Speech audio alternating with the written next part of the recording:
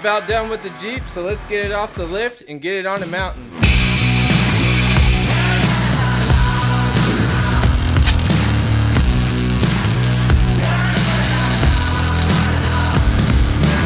Welcome back to another episode of Driving Line Builds. We are almost done with this project. I can almost see the light at the end of the tunnel, but we are getting close. With the suspension almost wrapped up, we're gonna start moving on to installing our rear high and tight Evo manufacturing bumper. And then Chad's gonna start building his new rear inner fenders, or I should say tubs, that are gonna wrap around the coilover towers. It's gonna make things really clean inside. It's gonna fill in all the holes and make it look factory inside and just really clean it up. Lastly, we're gonna get our rear quarter armor test fitted, trimmed up for our new 40s and suspension travel, and get everything hopefully sent off to powder coat.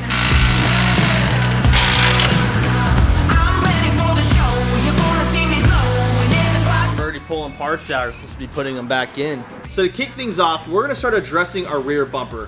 For the longest time, we have been running the Evo manufacturing rear fascia and D-ring kit, which worked great. It's a really low profile look. But since we were changing everything else in this Jeep, we decided it was finally time to address the rear bumper and give it a refresh. So with that, we are going to install the Evo manufacturing rear high and tight rear bumper. It does require us to chop off this OEM cross member. So the new cross member that comes with the bumper does mount across right here in between the rear body mounts.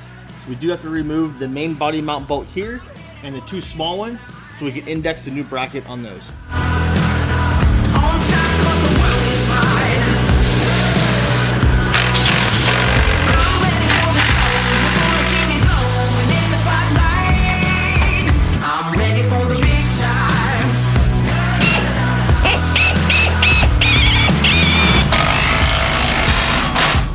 Index off a little bit of these to clearance the new bracket, but other than that, that's it, and then we can actually start removing the OEM cross member.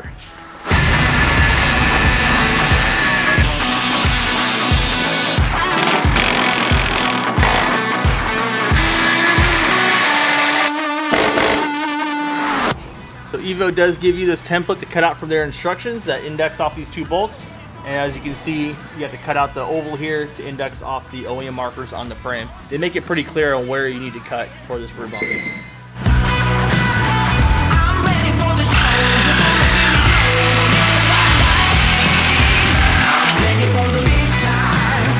Good catch, Chad. Holding on.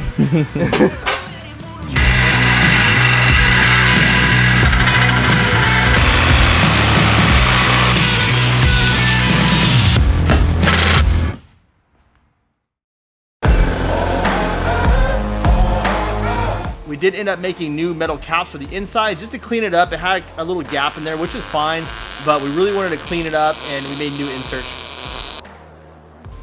So right now we're just welding in the flag nuts into the frame. Since we're fitting this new bumper with the gas tank, they're really not designed to work together. So we had to drill new holes. We're gonna modify the bracket on the gas tank, and now we're gonna weld in the flag nuts inside the frame. That way we have threads inside, since we won't be able to get to them since the new bumper caps the end of the frame. A thunder, go ahead and shade. Don't run from the storm when I feel the rain. To the new high and tight rear bumper, it did end up cutting off the hole that we would use to mount up the most rearest part of the gas tank. Being that it's gone now, we had to end up mocking up our own new hole. So we're gonna end up cutting off the tip of this bracket from the skid plate for the gas tank, get rid of the existing hole, and make a spacer for our front mounting plate, since we do have now a 3/16" plate on the back. So we're gonna even it out and get this thing bolted back up, and hopefully for the last time before powder coat. It's explosive. I got a fever in my blood, a falling embers from above. I feel the heat when the pressure blows, a wildfire that you can't control. There's no rest for the wicked. So if you do remember, we did set up our anti-rock with spacers behind the bolts and the plate. That was because we knew we were putting this bumper on. It was compensating for the thickness of this mounting plate. So now this is actually going to fit up nice and flush and where it should be. You can't control this, it's explosive. My rear bolt is snug as a bug in a rug. Whew. This, it's explosive. You can't control this, it's explosive. All right, so there it is. I'm actually really happy with how this ended up coming out. Like I said, this bumper was a last minute decision to do, which I'm really glad we did. But of course, like this bumper and this skid plate and gas tank aren't designed together. So we knew we were gonna have to make some modifications to make both of them work. That's part of fabrication and getting creative and making things work. Everything's good. This was a final test fit. We're gonna leave all this bolted up for now because now we have some more cycling to do to make our cross member, and we're gonna start mocking up our rear corner armor.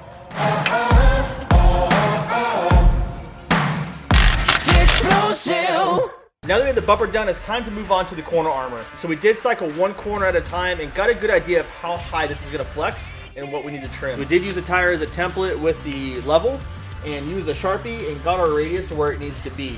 So we actually didn't have to trim too much to get the clearance we need for these 40s at full stuff and at full corner articulation. So what we're gonna do is we're gonna pull this out, get it cut up, put it back on, and then we're gonna mark our body, what we need to trim there. To the jungle, hungry wild animals. No more hesitating.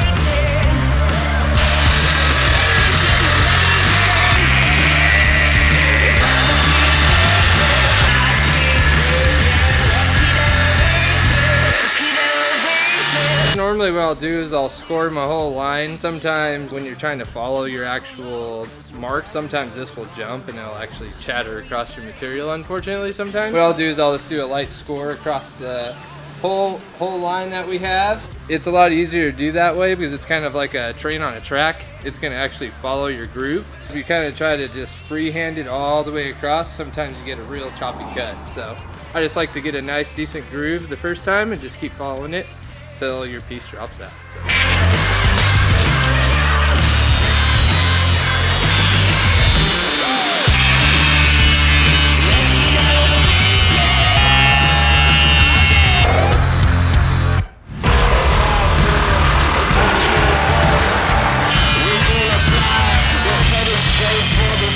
So with all the armor and bumpers removed, it's time to get it all refreshed with some new powder coat.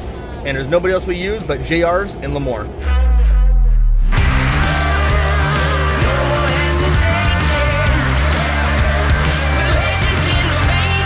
Again, a huge thanks to JR at JR's Powder Coating. They got us in last minute as we are on a time crunch. He's gonna get this knocked out for us this week, hopefully, so we should be good there. While we're waiting for the powder coat to get done, we're gonna get back to the shop and start wrapping up all these loose ends because we are running out of time. So as mentioned before, we need to add a new rear cross member since we cut out 2 of the factory ones. So after cycling everything, our new cross member is gonna start about here, come off the frame, and it's gonna come up around the tub here. As you can see, we put tape here to see where our bridge went, to see where it cycled up and maxed out, and we just have a small gap right in between the two. That's where we're gonna end up mounting it across the top. Out of the storm, I'm a rebel, I'm a devil, I'm a thief in the night. I'm moving close like a ghost, and you'll see me ignite. On fire like a heat wave, I'm blowing up like a grenade.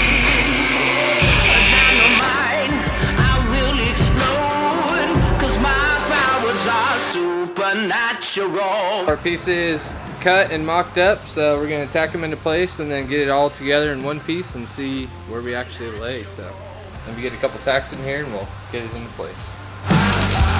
'Cause my powers are supernatural.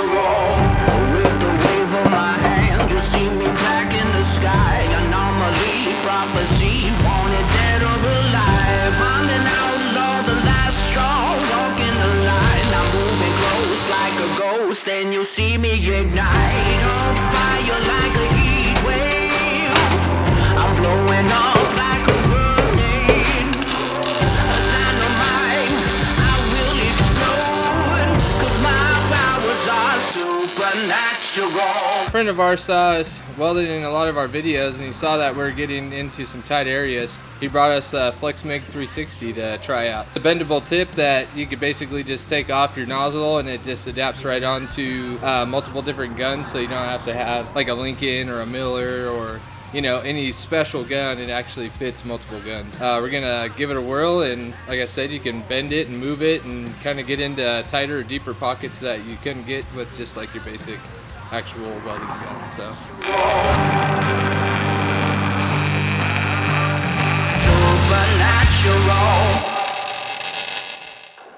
After remounting our body armor, we had to retrace the radius that we wanted, and it did take actually a lot of material out of this. What we did is we actually made a few templates. We're gonna fill in these corners, and then we also have to come all the way across this pinch, and we have to bring the inner layer and outer layer together and weld that seam.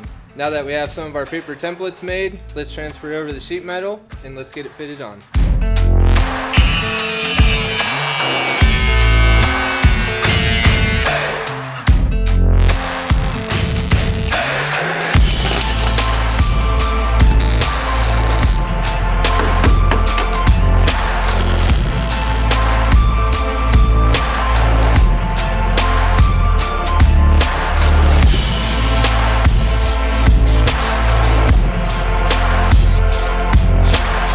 Finally time to finish up this Jeep. We installed all new front and rear brake lines, along with routing all of the wiring and plumbing for the new gas tank and evap system. We also installed all of our freshly powder coated armor, bumpers, and new Evo manufacturing rock sliders that are welded to the frame. We are so close to finishing up this Jeep so we could finally get out and test this thing on the trail.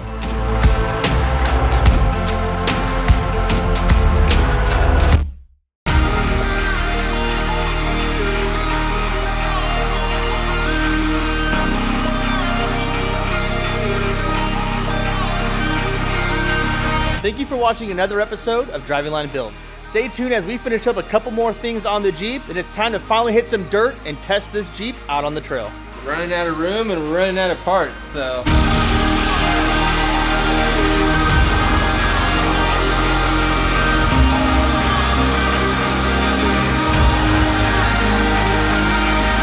If you like this video, make sure to hit that like button, subscribe to Driving Line's channel, and hit that notification button. Till then, we'll see you on the trail.